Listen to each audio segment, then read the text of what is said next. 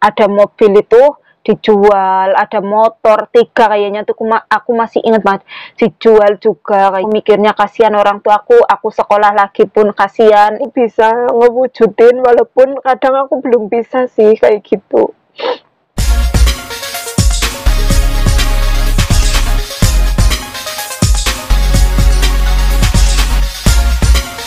Selamat pagi Hongkong, aku mau nganterin nenekku sekolah. Ini 18 derajat ya hari ini. Terus habis nganterin sekolah aku langsung beli sarapan buat kakekku karena dia nanti itu ada terapi olahraga, jadi nggak sarapan di luar. Koleh lah. Nenekku lihat banner pacarnya ya kayak gini. Koleh. Ayo happy Navan Hoka. Tuh kan kalau ada banner itu nenekku itu maunya ke banner sana tuh. Mau liatin itu seharian itu betah. Kalau sekolah kayak gitu terus.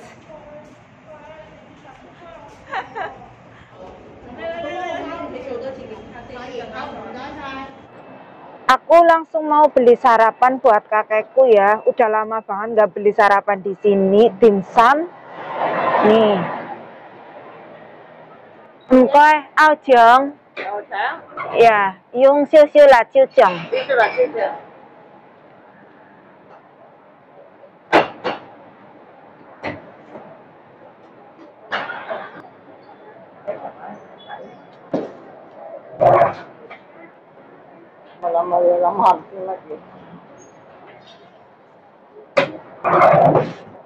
Aku udah beli sarapan buat kakekku, dimsumnya masih $19. Ternyata belum naik. Langsung aku pulang ya.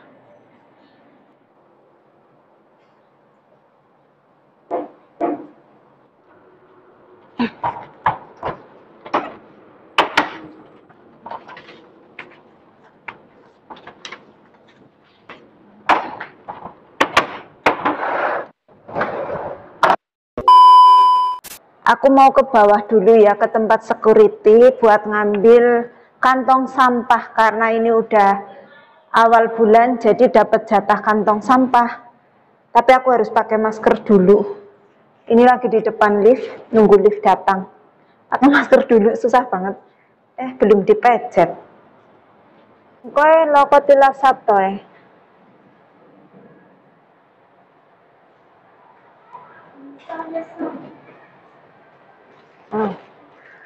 Enggak say.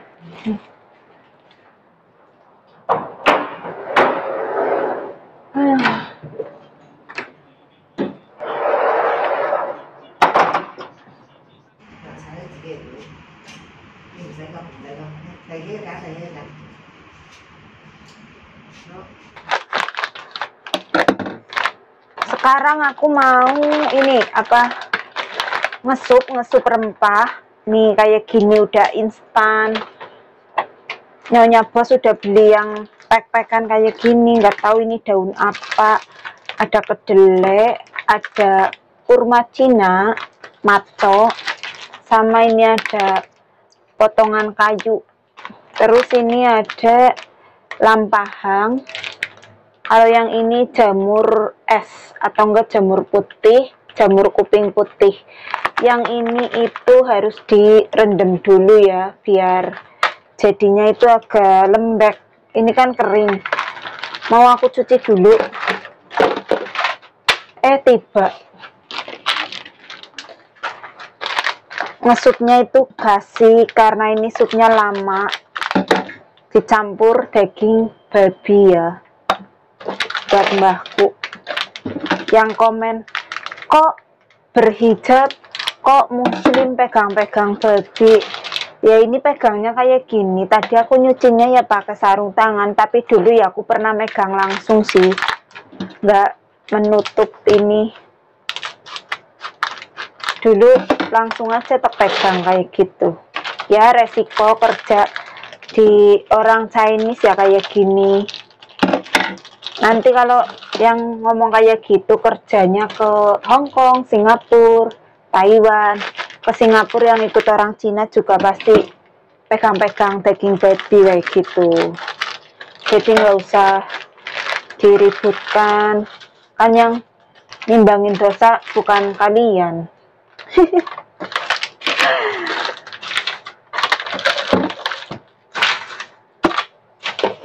Dicuci dulu.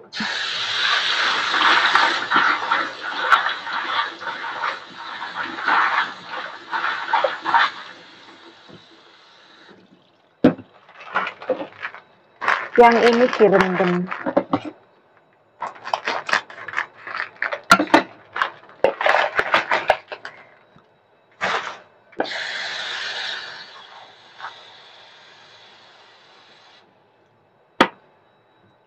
Airnya wis umep, udah blubuk-blubuk, langsung aku cemplung-cemplung nak.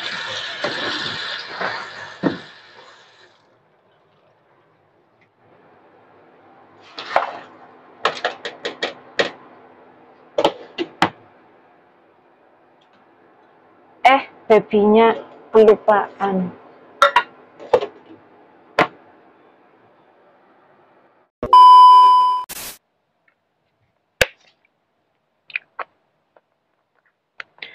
Aku lagi ngasih minum buat softline aku.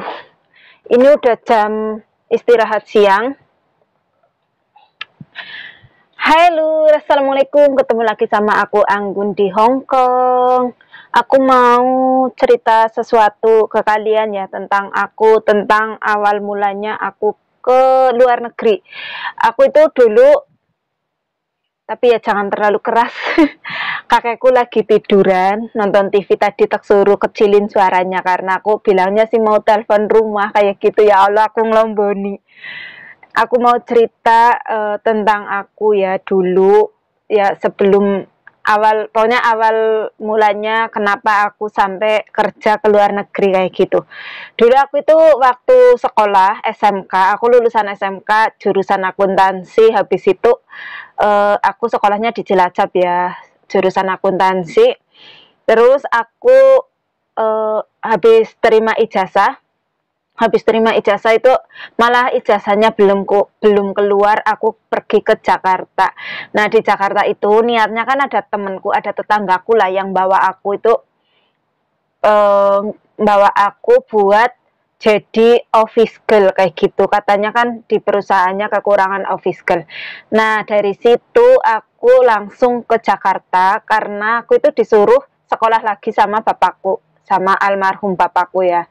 Terus akunya nggak mau karena aku itu kasihan sama orang tua biayain sekolah aku terus, apalagi ibuku jadi TKW kayak gitu kan. Jadi aku udah pokoknya pengen ngerasain dapat uang sendiri kayak gitu. Terus aku ke Jakarta niatnya jadi office girl, ternyata sama yang paling atas itu bos nomor 1, karena kalau yang jadi office girl itu langsung berhubungan sama bos yang nomor 1. Aku inget banget itu di mana ya, aku tempatnya sih di mana, pokoknya deket Kelapa Lima kayaknya Jakartanya. Itu di PT Alberto, terus itu bagian ekspedisi, jasa ekspedisi kayak gitu ke luar negeri. Nah aku itu nggak jadi ternyata nggak dijadiin office girl sama bos aku. Itu ditanya, kamu sekolahnya lulusan apa? Aku bilang lulusan SMK, jurusan apa? Akuntansi. Terus bos aku itu mikir-mikir, oh ini lumayan, paling enggak ya bisa pegang komputer, bisa ngitung-ngitung kayak gitu. Lah ternyata nasib aku itu baik, beruntung banget. Terus aku ditaruh langsung jadi karyawan kantornya. Itu aku nggak pakai ijazah apapun, masuk ke situ niatnya jadi office girl, karena kalau office girl itu kan cuman dibawa sama office girl yang di situ, dibawa dikenalin udah kayak gitu. Nah itu aku langsung ditempatin ke kantornya langsung. Terus aku langsung, itu kan pas itu gaji office girl itu 400.000 kayaknya. Itu berapa tahun yang lalu ya, 15 tahun yang lalu kayaknya udah tinggi banget. Perusahaannya itu bonafit banget lah. Nah terus aku itu masuk ke karyawan kantor di bagian keuangan. Langsung aku bantu yang bagian keuangan, namanya itu Cisusi itu. Aku masih ingat banget. Nah itu Yang lain itu karyawan lain pada terheran-heran, ini anak baru, ingusan, kok bisa masuk sini tanpa ijazah, tanpa apa gitu. Ya namanya nasib ya, itu aja yang angkat aku yang langsung bos nomor satunya. Aku itu masih umur 18 kayaknya, soalnya aku lulus SMA itu masih muda banget, sekolah SD aja aku aja belum ada 6 tahun waktu masuk SD. Nah itu aku langsung masuk ke karyawan kantor, tapi di situ aku bertahan sampai 9 bulan apa ya? 8-9 bulanan lah. Aku terkena DBD otomatis masuk ke rumah sakit 1 minggu. Terus bapakku nyusul, almarhum bapakku nyusul. Nah aku dibawa pulang ke Jawa. Habis sembuh keluar dari rumah sakit itu dibawa pulang ke Jawa. Terus bapakku nemuin bosku langsung ya, ini anakku sebenarnya kabur dari rumah nggak mau sekolah lagi kayak gitu bilangnya. Terus ya aku pasrah lah, otomatis aku ikut bapakku pulang ke Cilacap. Nah tapi suruh bapakku kan apa ya, itu bapakku udah nggak begitu kekeh aku mau lanjut sekolah apa enggak kayak gitu.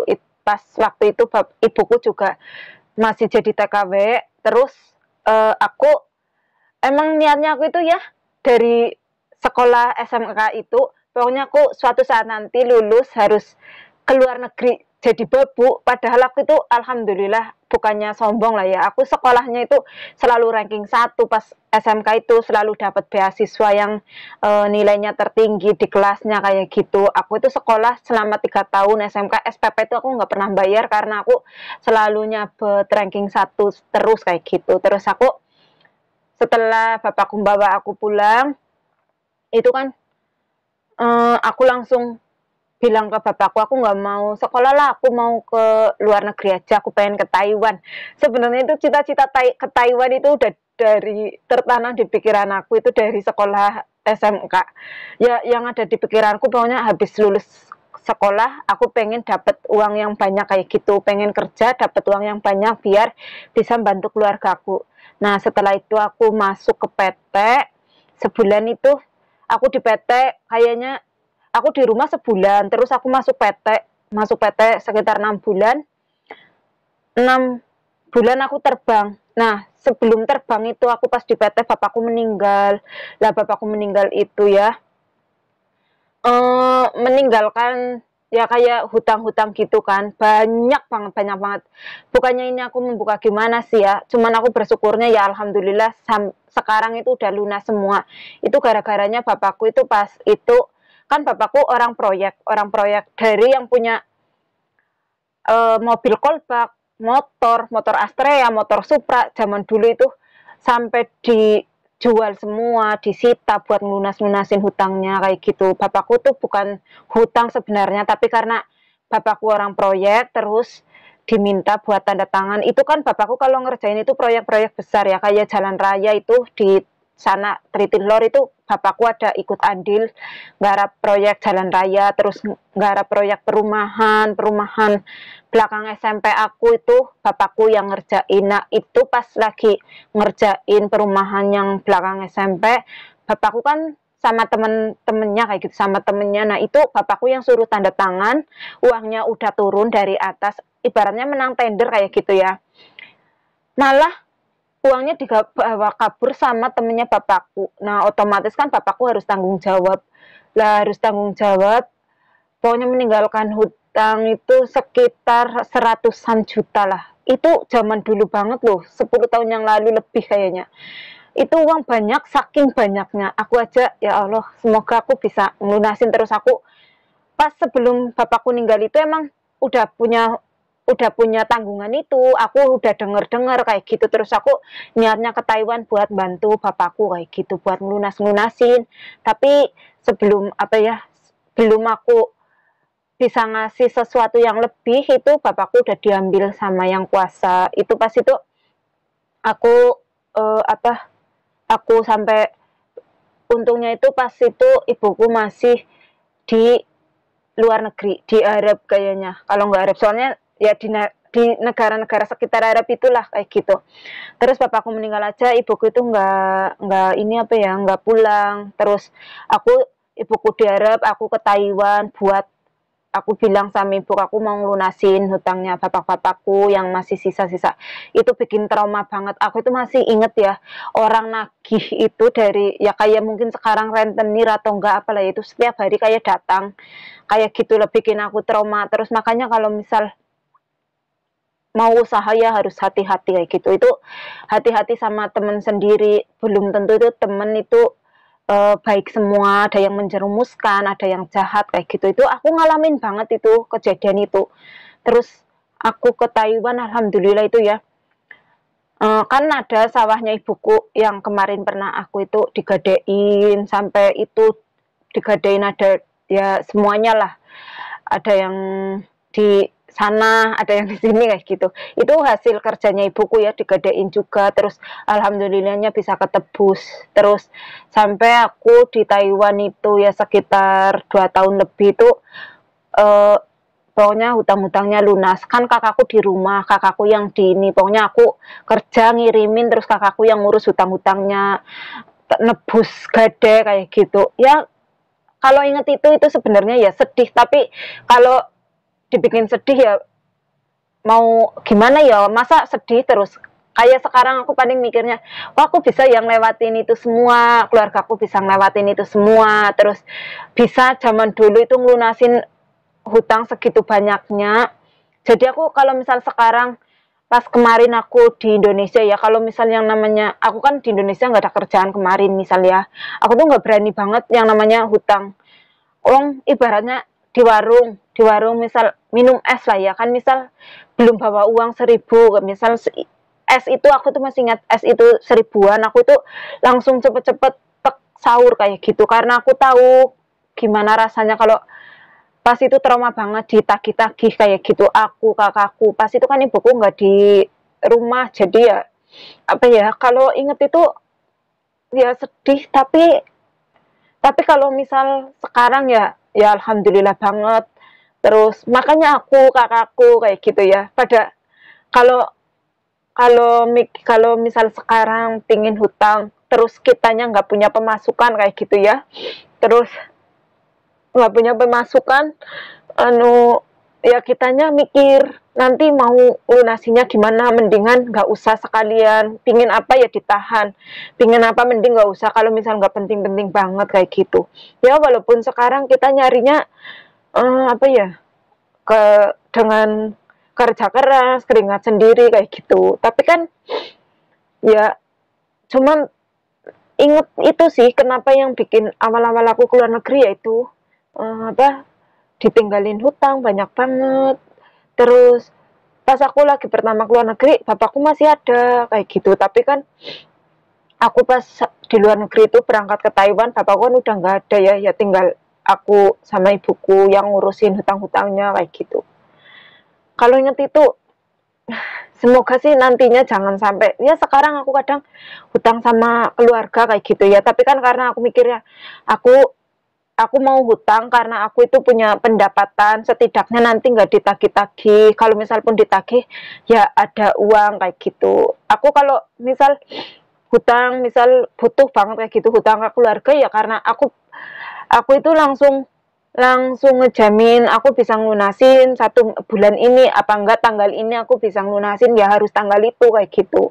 Karena kasihan juga lah kalau misal hutang sampai lama terus sampai ditagih, yang nagih yang menghutangi aja kan kadang bukan karena dia banyak uang, bukan karena dia kaya, tapi kan udah berbesar hati mau menghutangkan, bahasanya priwe ya, pokoknya mau mengutangi yang lagi butuh kayak gitu. Bukannya dia kaya atau banyak uang, tapi kan karena mungkin juga iba kayak gitu, kasihan.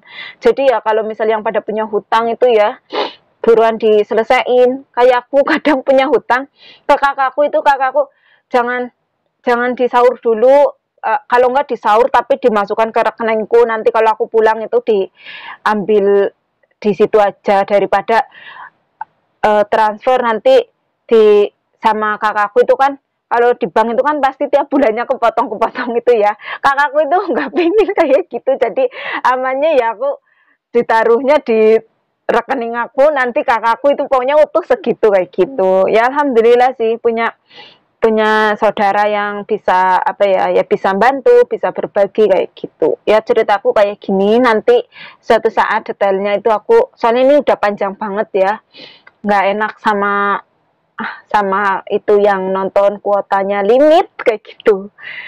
Ya pokoknya yang awal itunya ya kayak gitu, karena trauma, dikejar-kejar hutang, aku mikirnya kasihan orang tuaku, aku sekolah lagi pun kasihan, ibuku jadi TKW, bapakku dikejar-kejar hutang sana sini kayak gitu kan, otomatis kayak gitu kan.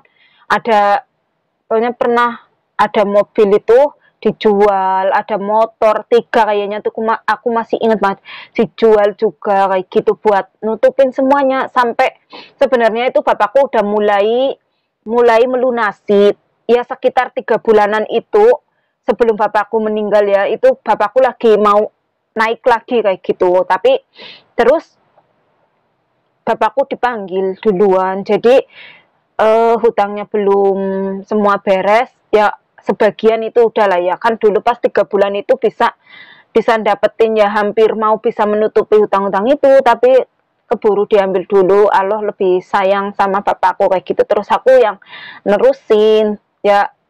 Aku sih apa ya, berharapnya aku diberi kesehatan terus, kekuatan kayak gitu. Makanya aku jadi kayak merasa kuat banget, mandiri, kayak apa itu ya, perempuan superwoman. Ya itu karena dari kecil itu udah ditempa kayak gitu. Aku ingetnya itu pas itu sebenarnya itu masih SMP. SMP itu mulainya bapakku ditipu sama temennya. Terus sampai aku, berarti kan itu udah lama banget ya, sampai aku lulus SMK, bapakku masih punya hutang itu, sampai aku keluar negeri aku lunasin. Ya seperti ini sih lah apa ceritaku. Bukannya aku pengen gimana ya, cuman ini sharing aja ya. Pokoknya sebisa mungkin kerjanya itu, kalau buat aku lah ya, aku kerja jangan boros-boros. Ingat kemarin kayak gitu susahnya kayak apa buat ngelunasin hutang, terus pingin ini itu ditahan, jadi ke bawah sampai sekarang. Aku itu belinya yang penting-penting aja, juga mikirin keluarga aku, nyekolahin adikku sampai kuliah kayak gitu. Alhamdulillah aku tuh mampu, walaupun aku kadang capek, tapi ya nggak apa-apa sih. Terus aku sih pinginnya ya sekarang itu lihat di usia tuanya ibuku itu, ibuku pengen apa itu terlaksana, terus apa aku bisa ngewujudin, walaupun kadang aku belum bisa sih kayak gitu. Kalau inget apa ya, sekarang sih pinginnya kayak gitu aja deh. Kesehatan ibuku semoga sehat terus sehatnya bapakku, kan aku punya bapak sambung juga kayak gitu. Terus semoga ya bapakku juga sehat yang sekarang. Mereka itu baik banget ke aku. Udah Lur, makasih yang udah nemenan jadi mewek nanti. Habis ini aku istirahat sebentar, terus lanjutin masak lah, daripada kelamaan nanti malah kalau inget ya kadang sedih, kadang buat motivasi sih aja kayak gitu. Aku istirahat dulu ya.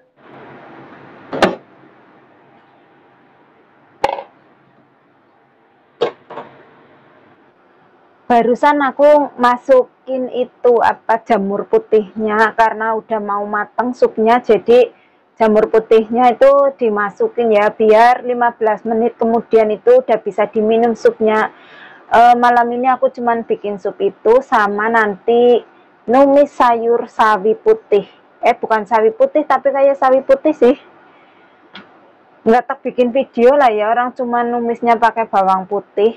Ya udah Lur, makasih yang udah ngikutin video aku dengan cerita-cerita aku, semoga bermanfaat, terhibur.